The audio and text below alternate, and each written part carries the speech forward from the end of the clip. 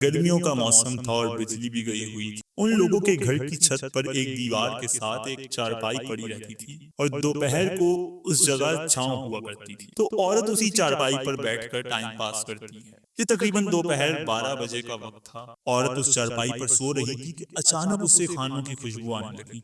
ये बहुत मजे की खुशबू थी। थोड़ी देर तक औरत चारपाई पर लेटी रही, फिर उसने सोचा कि आखिर ये खुशबू कहाँ से आ रही है। उसे महसूस हुआ कि ये खुशबू हमारे घर के साथ वाले खाली प्लॉट से आ रही है। औरत चारपाई से उठी और अपने घर की छत से साथ वाले प्लॉट में झांक कर देखने लगी तो वहाँ अजीब मंजर था। साथ वाले प्लॉट में बहुत सारे मर्द इकट्ठे थे। तमाम लोगों ने सफेद कपड़े पहने हुए थे। ऐसे सफेद कपड़े उस औरत ने अपनी जिंदगी में पहले कभी नहीं देखे। उन तमाम मर्दों के कद आम इंसानों से बड़े थे। वहाँ शायद कोई तकलीफ चल रही थी। बड़ी बड़ी देगों में मजे मजे के खाने तैयार हो रहे थे जिनकी खुशबू बहुत ही लजीज थी।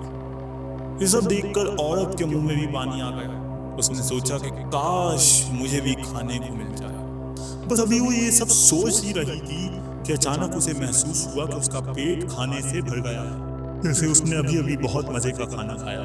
और मजे की बात ये थी कि औरत को खाने का जायका उसके मुंह में अभी भी महसूस हो रहा था। ये बहुत अजीब बात। औरत के मुताबिक वो बिल्कुल अपने होशो हवास में थी। उसने खुद वो खाना नहीं खाया था, मगर फिर भी अचानक उसका पेट भर चुका था और काफी देर तक छत से तकरीब देखती रही। और जब देख कर थक गई तो छत से उतरकर अपने कमरे में आ गई।